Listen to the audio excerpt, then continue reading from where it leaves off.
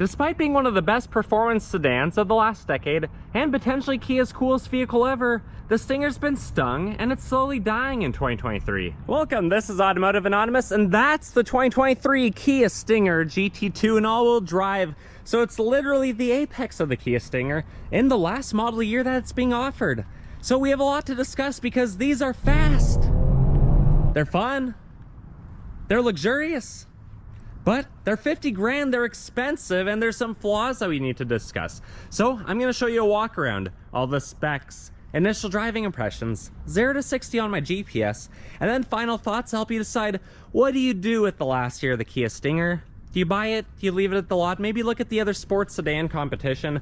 Well, big thanks to Twin Falls Subaru for letting me borrow theirs for the day. I'll link it below if you're interested.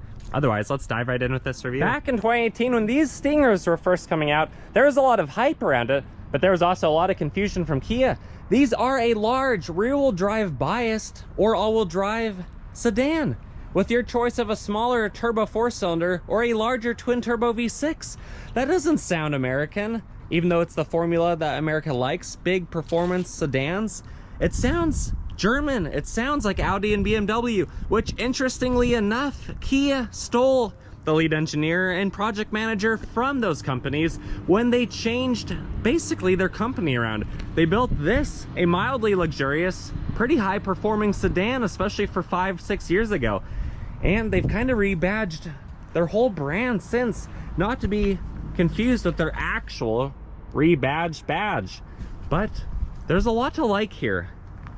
When these came out, you could buy a turbo 4-cylinder for mid $30,000, which, if you forgot that it was a Kia, because again, 6 years ago, that was before Kia started gaining some popularity, that was actually a pretty good deal. Or a Stinger GT with the twin turbo V6 for about 40 grand compared to what it competed to. That was also a pretty good deal. I always thought these were pretty cool. I actually drove one back in 2018 when they were brand new, and the dealership local to me at the time got a new one.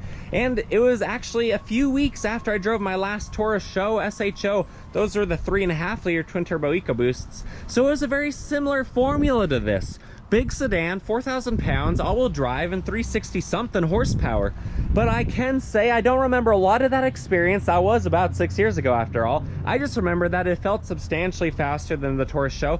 Over the last 6 years, there's been a few changes to the Kia Stinger, but the main one happened last year for 2022. There was a refresh that changed some interior and exterior pieces, which really isn't surprising because over the last couple of years, I'm sure you feel a little bit different on the inside or look a little bit different on the outside than you used to. But the main changes, at least the ones that I care about for the Stinger, come to the base GT line now, as it's called. They dropped the 2-liter turbo that made 255 horsepower, and now the base GT line actually makes 300 horsepower out of a 2.5 liter, which is pretty impressive even today for about a $37,000 car before destination, before extra goodies. But if you're looking at the GT2 and all-wheel drive such as this, it's going to be about $51,000 plus destination, plus any other options. It might be a little bit higher than that, but honestly, as you're going to see, it's pretty loaded at that. The Stinger is actually a mid-sized car, but it's a big one at that, and it shares the G70 platform from Genesis. These sold globally in countries such as South Korea, Mexico, Europe, Australia, Canada, and of course the United States if you're where I'm from. But in the United States on average, these only sold about 12,000 units a year, which is probably quite a few fewer than Kia was expecting, especially when they threw their standard 10-year, 100,000-mile warranty at this. And it's even a 5-star crash test rated vehicle with a whole host of safety features, as you can see here. My biggest exterior gripe at the car is the ventilation. There's a couple fake vents on the hood and the rear quarter panel, and then there's a couple front vents as well. If you're gonna do it right. Otherwise, don't include that. Make it more of a sleeper look if you want. The dimensions are about 16 feet long, 6 feet wide, and about 4.5 feet tall. The wheelbase, as you can see here, is about 9.5 feet, so it's actually pretty planted, pretty stable on the road. They weigh as little as 3,600 pounds if it's a 4-cylinder rear-wheel drive version, or as much as 4,200 pounds if it's spec'd like this with the bigger engine and all-wheel drive. The payload capacity is roughly 904 pounds, so you can carry 904 pounds worth of people or stuff in your Kia Stinger. The ground clearance is 5.1 inches, so that's okay for a mid-size sedan like this. I do wish it was a little bit higher up, but if it was, it wouldn't perform the same way. And then the final drive ratio is a 353, which is fairly aggressive, but also helps you get a little bit better mileage. And then it can do a full circle in 36 to 38 feet, again depending on rear-wheel drive versus all-wheel drive configurations. The last things to mention out here is the gas tank is located on the driver's side. You have to pull a tab on the interior of the car to pop it open, so no one's gonna be siphoning your gas without your permission. Otherwise, it's a 15.9 gallon tank. This one is spec rated at 17 city, 24 highway. So your max highway range in this big mid-size sedan is actually only 381 miles, which I do wish it had a little bit bigger gas tank for how big the vehicle is, but something cool. The wheels and the tires, it's a staggered setup. Michelin tires all around, but the rear is a 255, 35, 19 with a big old Brembo brake. The front is a 225, 40, 19 with another big old Brembo brake. And then you only have a temporary spare in the back in the trunk. Otherwise, you have the missile launcher key. It does have remote start. Otherwise, lock and lock, hatch release, panic button, and then proximity key features to lock and unlock the vehicle.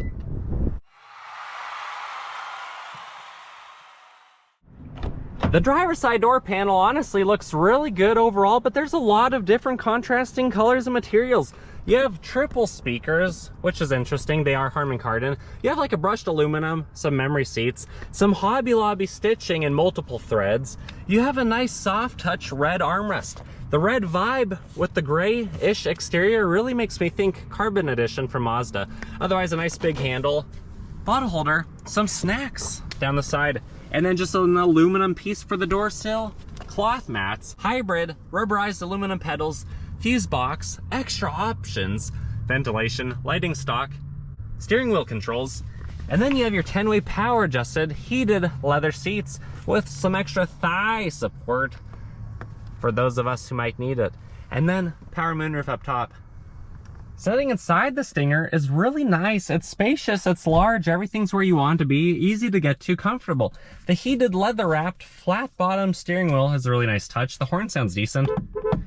The updated Kia symbol, better than it used to be. You have paddle shifters on the back for the 8 speeds. And when you fired right up with the push button start,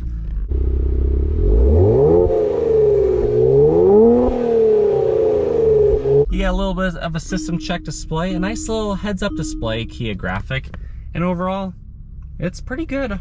Physical gauges and tachometer. You can go through voice and volume controls on the left, adaptive cruise settings on the right, and then you have your big 10-inch display up top. Seems to do okay. And then ventilation, Camaro style, basically where you can twist to turn on and off, and then just redirect. It's actually a pretty cool setup. I do like that we still have all the physical buttons. On the 2023 model year, they haven't adopted touchscreens for everything like some other vehicles have. And same with the HVAC, you have wireless charging, USB, 12 volt down there. This is kind of like the Silverado in that you have to push park to push it into park. You can't just go up. If you try to go up to reverse and hop out, it might drive away with you. Thankfully, the 360-degree cameras are really good, but I just see a lot of designs in here that seem to go from other manufacturers. At least that's my opinion. More brushed aluminum type of trim around the cup holders, your electronic parking brake, auto vehicle hold, your mode select, your traction control. There's your heated and ventilated options and just some of the extras you get there. And then a nice big center console with a lifty tray, which is not too bad, but there's no plugins or anything like that in here. Otherwise, up top, you have garage door openers on the mirror. You have LED lighting. You can tilt and slide the power moonroof, and it is a electronically controlled power sunshade. Then you have some more LED lighting up top, a slide to check yourself out, and then when you take the sun visor off, it does extend. Otherwise, let's turn it off. Let's hop in the back. The driver's side rear door panel follows the same theme and design language, even to the point of giving you 3 speakers that actually say Harman Kardon on them, which I think is pretty cool.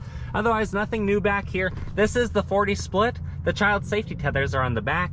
And when you hop in, I'm 5'11", sitting behind myself. It's actually pretty tight. I don't have a ton of room in front of my knees, but I could make it across town, across the country. I think I'd be okay. I have an armrest with a couple cup holders down there, and then ventilation and some 12 volts. So you have enough creature comforts on this red leather to keep most people happy. Let's hop around, I'll show you the hatch. I personally think the back of the Stinger looks pretty good, especially with the aftermarket exhaust and the big carbon fiber wing that's on this one. But there's 4 ways to get into the hatch. You can either push the button on the dashboard, you can climb through the back seats, you can push the button next to the backup camera, or just do what I'm gonna do and use the remote. It's a power liftgate. Back here you have 23 cubic feet of room, which looks really spacious for this type of vehicle, but keep in mind it is very slanted, so you're not going to be able to fit really tall items in here. When you drop the back seat, it goes up to 41 cubic feet, which is actually not that big. So the back area is really impressive, but when you drop the seats, remember the back row was not that large. And then underneath this all-weather floor mat, you have your spare tire and your scissor jack and your tire changing tools. Otherwise, check out how tall that thing is. Be careful if you have an aftermarket wing on the back where you open this, because it might hit the ceiling. Otherwise, it's easy to pull down or use the power liftgate to reverse. The rear passenger side follows the same theme and design language. There's no new surprises back here. This is the 60 split. The seats drop and raise back up pretty easily. And then you have another mat pocket back here. So either backseat occupant can be the backseat driver. And then if you're fortunate enough to ride shotgun in the Stinger, the door panel looks really good. Basically, the same exact design you've already seen. You still have powered seats, 10-way adjusted, heated and ventilated.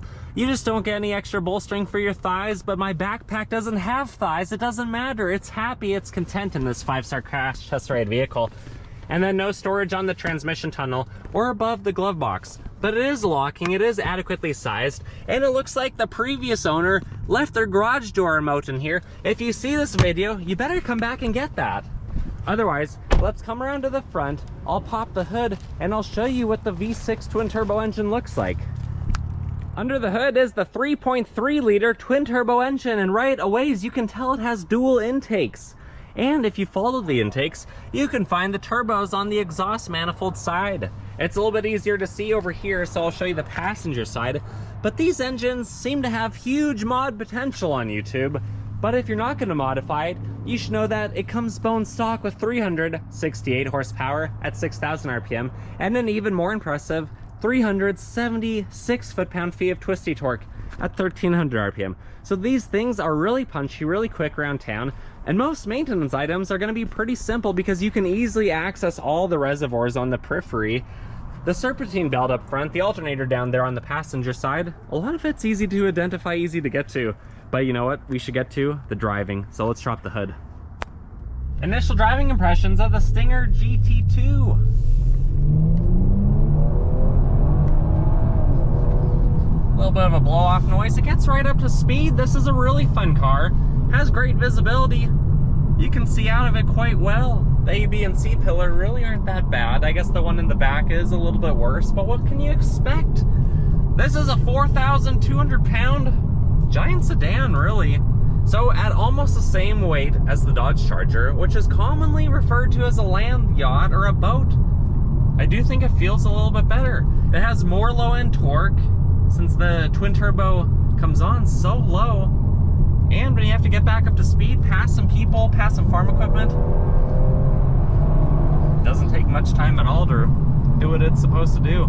The Stinger is going to be stinging a lot of the competition. It drives well. The steering is actually pretty heavy. It lightens up the faster you go, but when you're really just crawling around, it feels heavy, it feels good. However, it's electronically software engineered to be.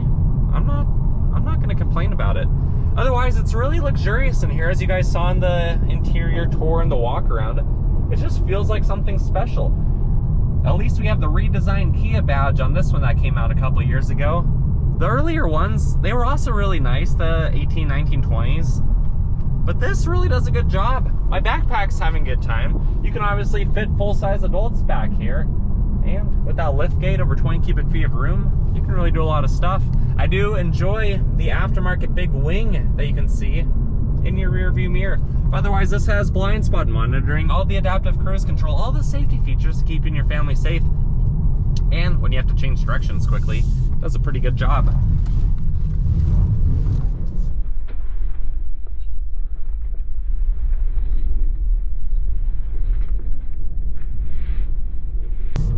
right back up to speed. So even though this is a fairly heavy vehicle at over 2 tons, I think you could have a lot of fun on a racetrack. And then when you have to get on those Brembo brakes, they engage quite well. But let's get to our private road. Let's do a 0 to 60 and see how fast it is. Traction off, slight brake rev, let's go.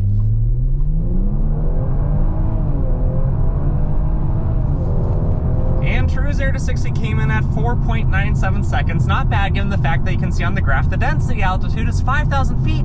So even though we're twin turboed, we're still down on power about 10% today. My final thoughts of the Stinger GT2 in all-wheel drive is it's overall a really good sports sedan. It offers a lot. It's as fast as a C7 Corvette or the new 3-liter Supra. It looks good. It looks pretty aggressive despite having some fake ventilation. The staggered stance, the Michelin wheels, and then if you want to go aftermarket with some of the extra goodies, it just looks really good. It's capable. You can fit full-size adults in the back seat. You can take it across the country. There's not a lot of compromises because it's an all-wheel drive sports sedan. But for 50 grand, you could get a Model 3 Performance that's faster. You could get a Dodge Charger wide body that looks a little bit better. So it has some competition, and I think that's why there's only about 12,000 of these sold a year. I really am interested to see how many 2023 sells, because with it going away, maybe that'll spark some interest. But what are your thoughts, guys? Have you owned one? Are you considering it? Have you admired it from a distance? If you have and you don't own one, go test drive one. They're fun. I want you to experience what I experienced today. And if you like my channel, consider subscribing. I post a couple times a week. If you just like this video, like the video. It helps it get shared, it helps it grow, and I'd appreciate that. Otherwise, I hope to see you on the next one. Take care.